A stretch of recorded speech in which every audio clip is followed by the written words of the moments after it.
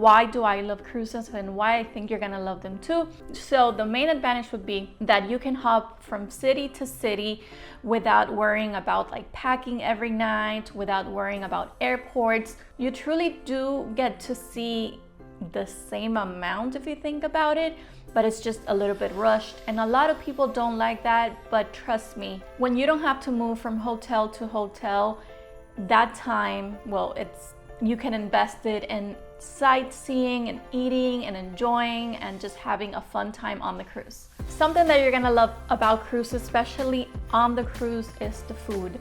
Something that you're not gonna like is it's not going to be the authentic food. For example, when you're in Ravenna and then you go to Venice, well, you really get to try authentic Italian food in Italy, whereas on the cruise, they do have Italian food, but it's not authentic. It tastes really, really good, don't get me wrong. It's delicious, and they have an international section, but that would be the only downside that people might not like. Like I told you guys, there's a buffet.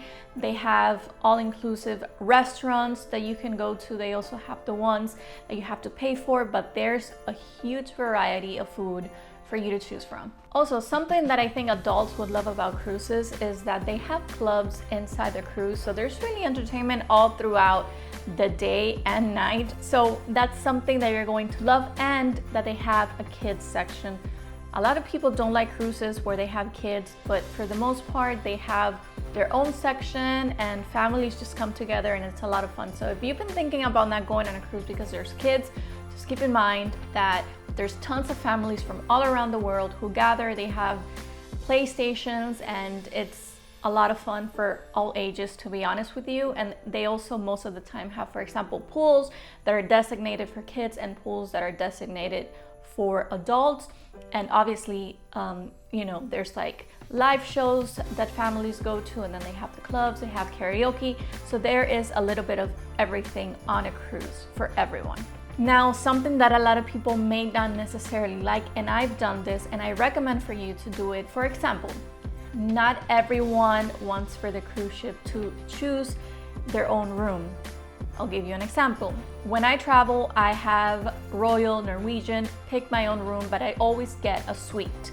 So when that happens, usually you get a view that is obstructed, but it's not like, oh my God, I can't see anything.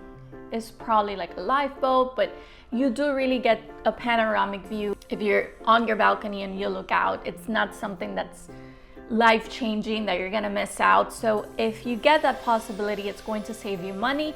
And to be honest with you, you're really not gonna be in your room. And the only reason why I always choose a balcony view, two reasons actually, is because when I'm leaving a city, I really want to see, obviously, as I'm leaving the port, and then the sunset.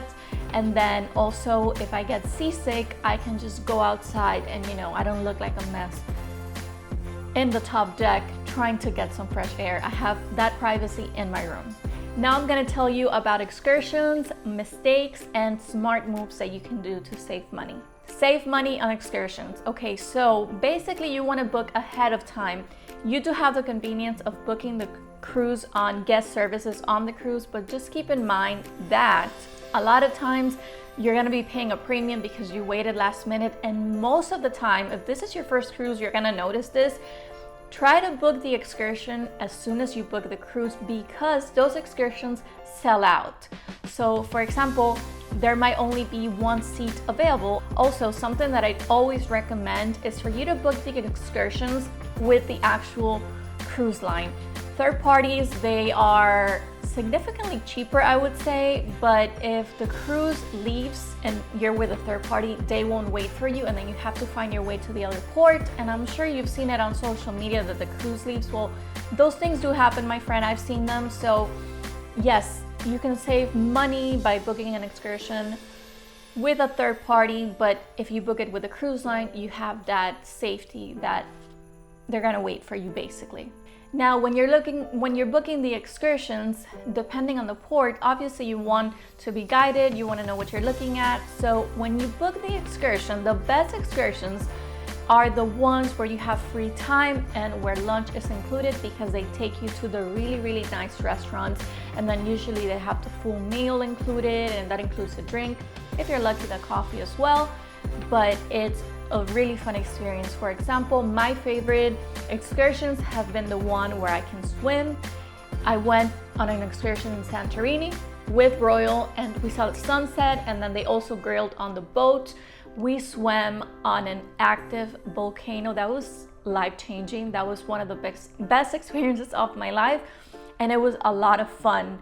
But I've learned that I like those excursions better than sometimes when I, go to places where I'm really like indulging myself in history. I like that, but I want to experience more of the culture, more of nature. Those are my kinds of excursions, and as you go on cruises, you're gonna discover them for yourself, but I hope that this inspires you. So, days at seas and being seasick. A lot of you might think, oh my God, if I go on a cruise, I'm gonna get seasick, and I just mentioned that just now, but I wanna tell you guys something. This last cruise that I went on, Explorer of the Seas, well, it was a humongous ship.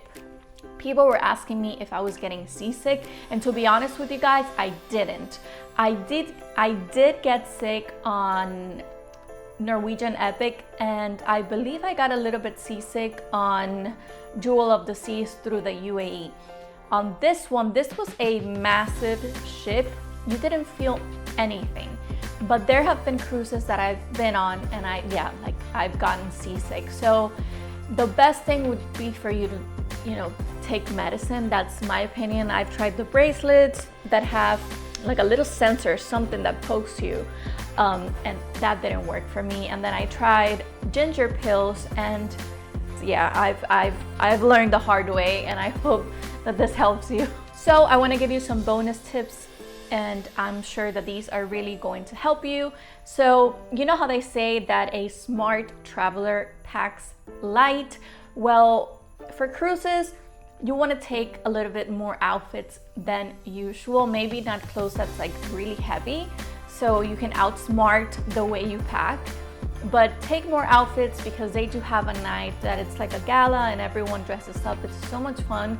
Then if you go to the pool, if you're going on excursions, when you come back from the excursion, you go to dinner. I dress up for dinner like if there's no tomorrow. Like when I went on my last cruise, I'm not lying to you, I had an Excel spreadsheet with every outfit that I was going to wear, including the accessories and the shoes. So I had everything, even how I was gonna do my makeup, my hair. So for me, that's fun because I like those things. But if you're not into that, then you can just obviously take a set of clothes, and then in your carry-on, you always wanna take a spare set of clothes, and that includes socks, underwears, because if your luggage gets lost or it's late, when you get to the cruise, you can shower and then you can put something else on and you're ready to go. And then I'm gonna give you guys another tip, which is to always get not the soda package, always get the coffee package. So you're going to be jet lagged. It happens to a lot of people, even people who travel a lot get jet lagged. It's normal, it's not the end of the world. But for example, if you're someone who gets tired easily, you're gonna be doing a lot of excursions, you're gonna be like moving a lot on the cruise, and you're really not gonna be sleeping that much. What I recommend is for you guys to get the coffee package, because that's going to obviously help you get on your feet and ready to go. For example, I need espresso, so when I went on my last cruise, we made sure that we got that coffee package, and it was life-changing. When I went to the UAE, it was a significant time difference. I was dying. I'm not gonna lie to you, I was dying, and thankfully I was able to get some coffee, but I had to pay for it myself. So when you pay for it on the cruise, it's more expensive. So all of these things, you can buy them right after you book, like that you save a lot of money. So cruises are not for everyone, but I just want to tell you that they are such fun experiences for the entire family. There's entertainment, there's food, you're really sleeping, and then the cruise is taking you from point A to point B. There's a lot of things that you guys can do on the cruise, and you're going to have an unforgettable time. And honestly, just being able to explore so many countries in a week, in 2 weeks. It's just so much fun because yes, a lot of people think it's rushed, but you're saving time on the cruise if you think about it. So I hope that this information helps you. I have tons of more cruise videos here on my channel. If you want me to give you more tips on cruises, please let me know. So I'm gonna be linking down those playlists down for you guys so that you guys can see the excursions, the places that we went to, for example, in Venice. So yeah, I think you guys are gonna have a lot of fun watching those videos. Please subscribe to my channel, and huge thank you and welcome to everyone who's joined. We are almost 14,000 subscribers and I cannot believe myself. This channel has grown, but you know, it's not like if I cancel plans all the time to film and edit for you guys. So please subscribe, and yeah, I'm very grateful. I will see you next time.